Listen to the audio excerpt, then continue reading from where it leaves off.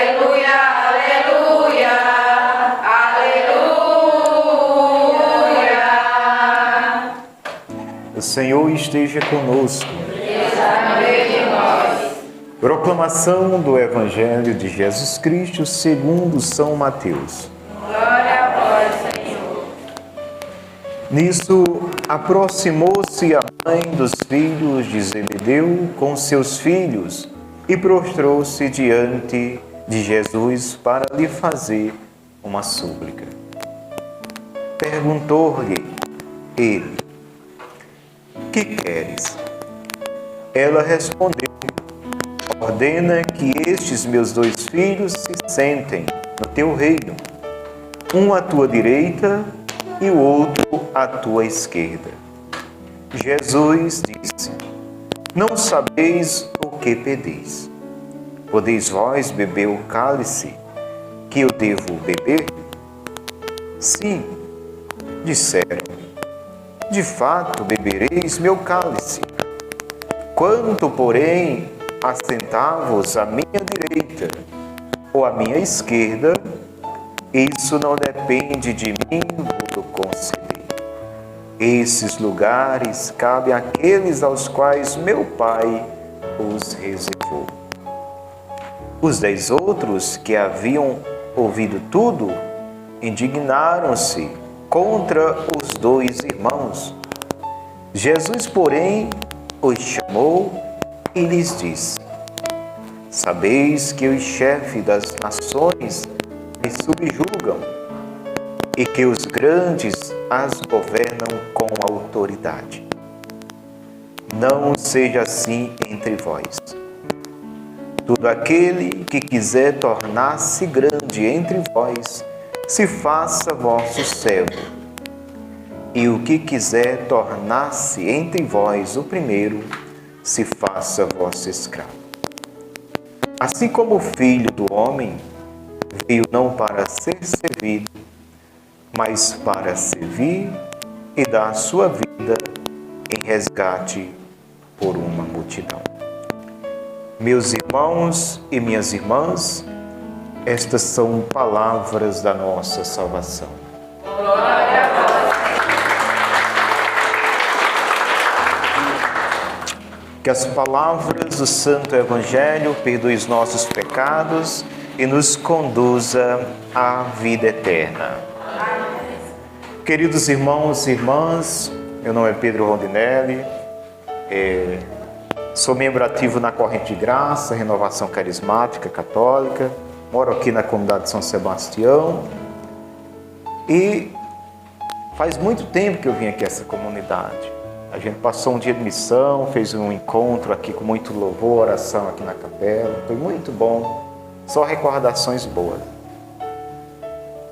Meus irmãos, nós vivemos tempos que nos aproximamos do fim dos tempos, como diz o Senhor Jesus, e que nós devemos nos preparar. E nós sabemos que a noite logo vem, declina o dia, a noite vem, e outro vem, e aí o amanhã na esperança de cada um de nós, e o amanhã para outro não vem, porque Deus chama, e assim a vida vai seguindo. E nós achamos que somos eternos.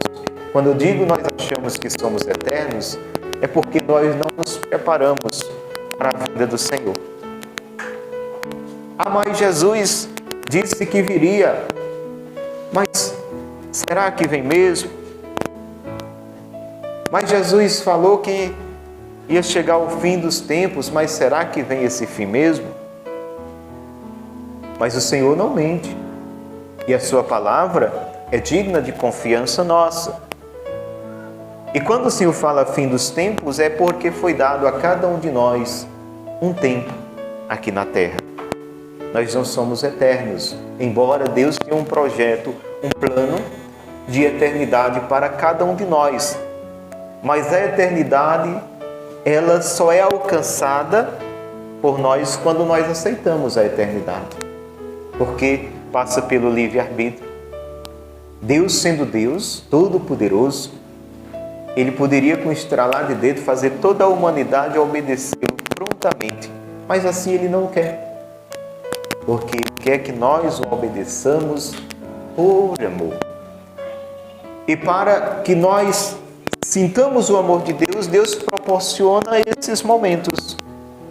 Momento de uma novena ao seu filho, para que nós possamos nos interiorizar, abrir o nosso coração, deixar a graça de Deus entrar, fazer a experiência de Deus. Porque se nós vemos a novena anos e anos e a nossa vida não tem algo, né, que é mudado, gente, a gente tem que fazer aí uma reflexão, um exame de consciência.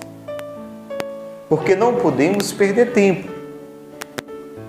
A gente vê aqui que no Evangelho de hoje, diz a palavra que nisso aproximava-se a mãe dos filhos de Zebedeu com seus 2 filhos diante de Jesus e lhe fez uma súplica. Olha, a mãe se aproxima de Jesus e o que é que essa mãe vai pedir? A mãe já está com um projeto ambicioso para os 2 filhos.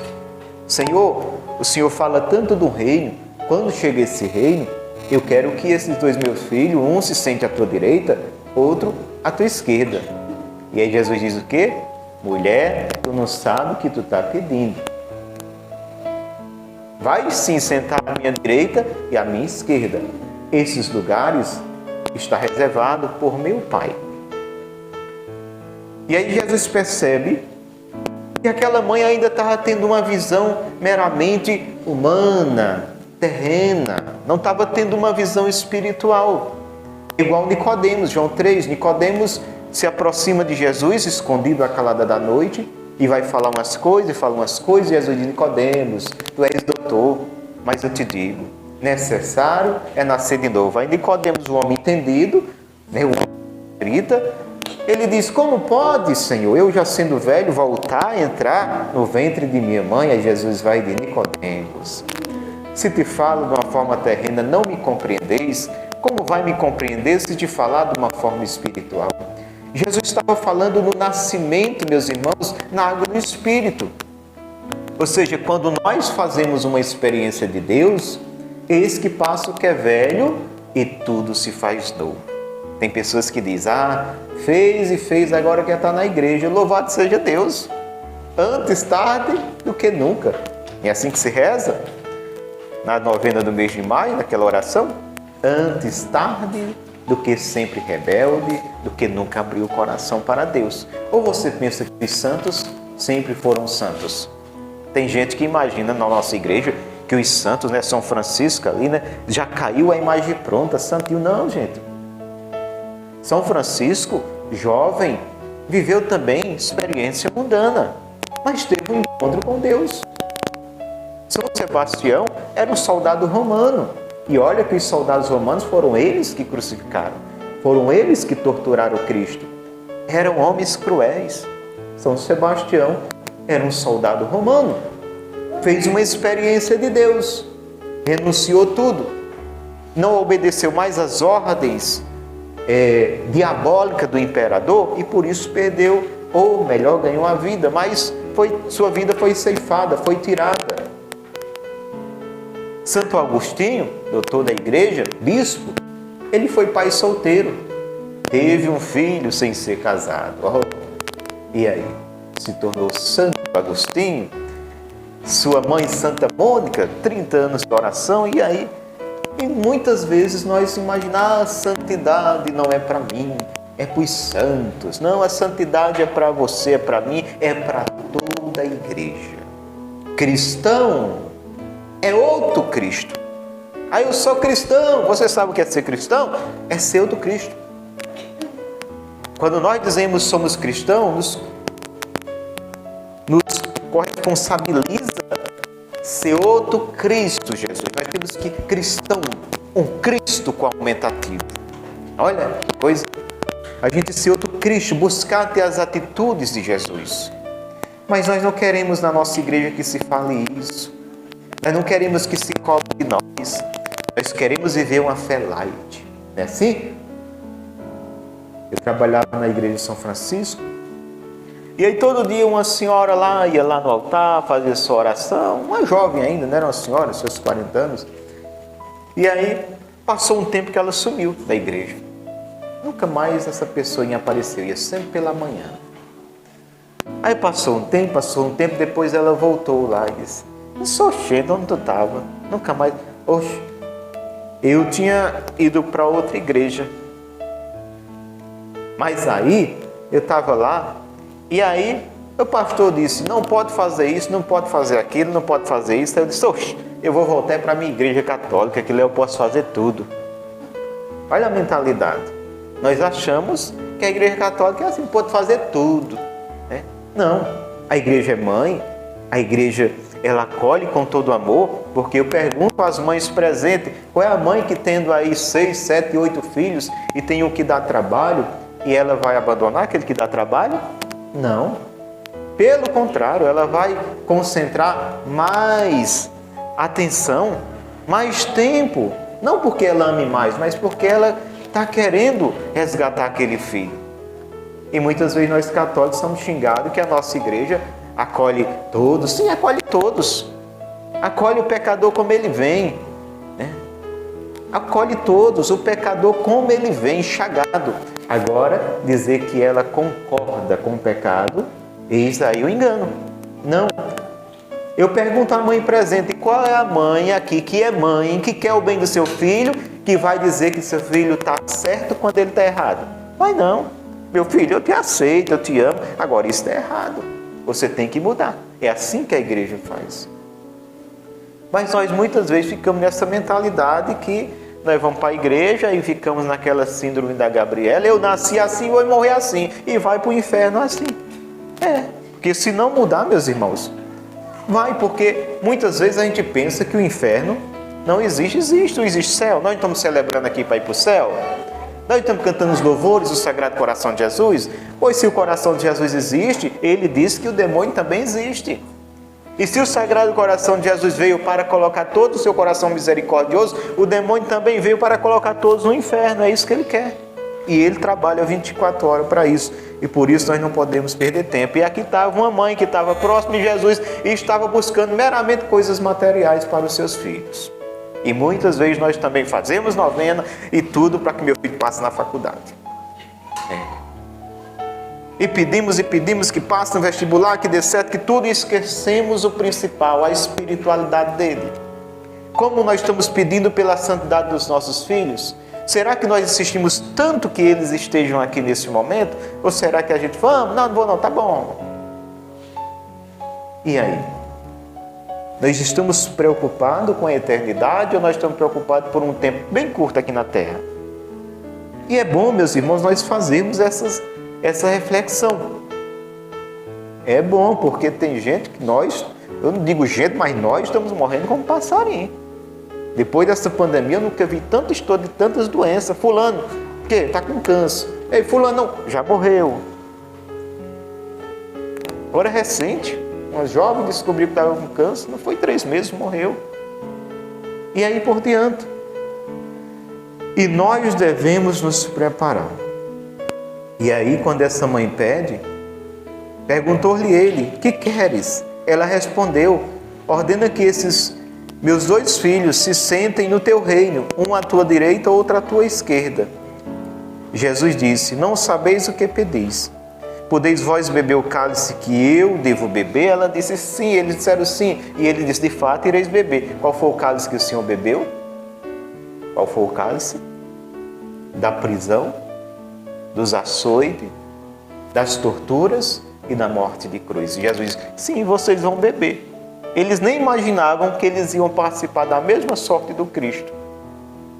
Pedro morreu crucificado, cabeça para baixo, Paulo decapitado, Estevão apredejado, e aí tantos foram morrendo, dando a vida por Cristo. E aí? Nós estamos dispostos a sofrer por Cristo? Ou nós nos aproximamos de Jesus como essa mãe meramente para pedirmos, Senhor, eu quero isso, Senhor, eu quero aquilo, Senhor, eu quero isso. Aí depois, não quero mais isso não, quero isso. Não é isso não, Senhor, é isso. E aí, nem nós sabemos o que queremos. E aí Jesus diz, vós pedis muitas coisas, mas não sabeis que deveis pedir uma só coisa, pedir o Espírito Santo. Porque o Espírito Santo é quem vai nos dar toda a ciência, todo o entendimento e sabedoria do que realmente nós devemos pedir e gastar nosso tempo na presença de Deus. E aí ele disse, vós ireis beber realmente do cálice que eu vou beber. De fato, bebereis do cálice. Quanto, porém, assentar-vos à minha direita ou à minha esquerda, isso eu conceder. Esses lugares cabem àqueles aos quais meu Pai reservou. E aí o que é que acontece? Diz a palavra que os outros 10 que haviam ouvido tudo isso indignaram-se contra os 2 irmãos. Jesus, porém, os chamou e disse-lhes, sabeis que os chefes das nações as subjugam e que um determina a autoridade sobre o outro. Entre vocês não seja assim. E aqui Jesus está falando para os apóstolos, que representa hoje os apóstolos padres. Então Jesus junta aqui os sacerdotes e diz, saber que o prefeito, que o governador, e aí eles têm lá os seus subordinados, exercem autoridade, um é maior, outro é menor, mas entre vocês não seja assim. Sabeis que os chefes das nações subjugam e que os grandes a governam com autoridade. Não seja assim entre vós. Todo aquele que quiser tornar-se grande entre vós, se faça vosso servo. E o que quiser tornar-se entre vós o primeiro, se faça vosso escravo. Então, quer ser grande diante de Deus? Sirva. A grandeza, olha como é que é. Eu quero ser servido. Tinha uma mulher que ela só queria ser servida. Ela não tinha tempo para servir a ninguém, só queria ser servida, queria receber tudo nas mãos. Só era, venha a nós e nada de vosso reino. E essa mulher, ela contraiu uma doença, foi ficando paralisada até ficar totalmente paralítica. Aí tudo era nas mãos dela. Tudo era feito para ela, as coisas mais simples que ela fazia agora, as pessoas tinham que fazer. E ainda bem que ela tinha gente que fazia. E depois ela foi entender, como é bom a gente dar do que receber. Ela estava só recebendo e viu que não é tão bom estar só recebendo. Ela queria poder agora estender a mão e não podia. Agora eram só as pessoas estendendo a mão por ela. Então a melhor alegria em dar do que receber. Quer ser grande diante de Deus? Seja disponível. Seja servo. Tenha tempo para com o seu irmão. Muitas vezes não é o teu dinheiro não. É o teu tempo, é uma atenção, uma palavra. Nós não temos nem atenção para dar aos nossos irmãos. Às vezes a pessoa chega querendo somente uma palavra e a gente não tem tempo. Tem que resolver essa tarefa. Tem isso, aquilo. Tem isso, aquilo, outro. Isso, tenho que ir no médico. Tem que ver. Aí. Meu programa. Hoje é que a novela vai ser boa. Não posso perder o capítulo. E são tantos afazeres que nós esquecemos do outro. E é isso que Jesus diz aos seus, entre vós não seja assim. Quem quiser ser o primeiro, seja aquele que serve a todos. Seja aquele que se coloca a serviço do outro, faz assim que Maria fez. Eis aqui a serva, a escrava do Senhor. E quando ela sabe que Isabel, de idade avançada, está precisando, ela sobe as pressas as montanhas de Judá para ajudar Isabel. Então é preciso nós sermos disponíveis. Pedir a graça a Deus e sermos disponíveis como igreja de Cristo. Sei que não é fácil. Não é fácil porque nós não lutamos contra forças meramente humanas. A gente pode até querer, mas há uma força espiritual do mal que quer nos paralisar e levar a fazer o contrário. Muitas vezes você diz assim, eu vou aqui fazer a minha oração, eu vou rezar um texto. Aí às vezes aquela disposição que você não tinha vem para que você vá varrer a casa, vá lavar a louça, vá fazer isso e você acaba esquecendo que tem que rezar. É sufocado. Preste bem atenção nisso. Você não tem sono nenhum, aí vem para a capela, dá um sono. Quando chega em casa, passou o sono. Tenha cuidado nisso. Isso é coisa do inimigo. O demônio vai colocando o sono, uma preguiça, quando chega em casa, desperta. Não está com coragem para fazer nada. Aí só pensou em ler a palavra de Deus, aí de uma disposição, aí vai, aquela pia de louça, se está sem coragem de lavar, começa a coragem e vai lavar. Cuidado, examine bem, tenha vigilância. Jesus disse, orai e vigiai. isso acontecer com frequência, diga: retrosata, Satanás, eu vou fazer a minha oração. Eu não vou cochilar, eu vou prestar atenção.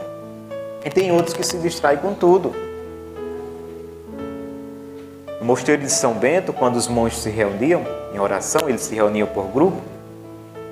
E aí, os monges foram fazer uma queixa a São Bento, que tinha num dos grupos, um monge que não se concentrava de maneira alguma na hora da oração. E São Bento disse: tá bom, a hora que você estiver reunido, eu vou lá. Aí no outro dia estavam os monges em oração, e São Bento veio, ficou no lugar ali escondido olhando. E São Bento viu, quando viu um cãozinho desse tamanho, um capetinha, ele tinha um dom místico de ver, e chegou e foi pegando na roupa do monge, a batina do monge lá, a túnica, e pegava e sacolejava, e o monge não se concentrava, acabava saindo. Aí São Bento foi lá, pegou um chicote de sassa lá, tirou e deu uma pisa no capeta. O capeta saiu correndo. Quando foi no outro dia, esse monge nunca mais se desconcentrou na oração. Cuidado quando você se desconcentra no momento da palavra de Deus. Olhe para um lado, olhe para o outro. Então, meus irmãos, nós não podemos perder tempo. Essa é a palavra que eu quero deixar hoje para cada um de nós. Nós não podemos perder tempo. Perder tempo é quando nós estamos aqui e não aproveitamos. Você está aqui, mas não está aproveitando esse momento. Aproveitar. Que o nosso coração, que a nossa entrega do nosso espírito e atenção esteja nesse momento. Que estejamos realmente presentes, corpo, alma e espírito aqui. E o que quiser tornar-se entre vós o primeiro, se faça vosso escravo.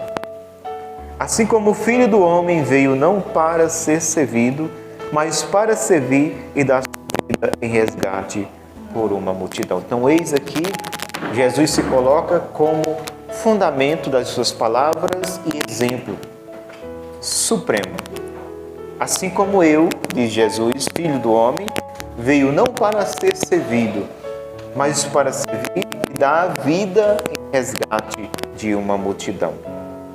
Então, se Deus veio para servir, e nós viemos para quê? Para servir.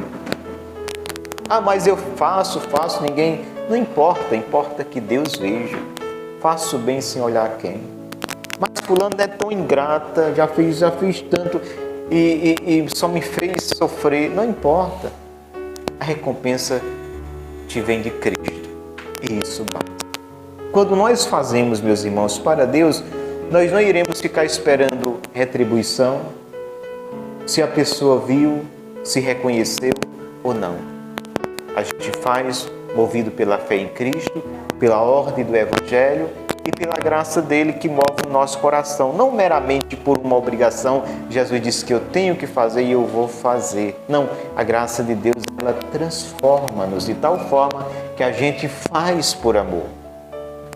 Faz porque sente alegria em servir, sente alegria em dar, em ajudar. Peçamos ao Senhor Jesus a graça de cada um de nós podermos estar sempre na condição de servo, de servir. E como Maria, dizermos sempre ao seu chamado: eis-me aqui, Senhor, envia-me que eu vou.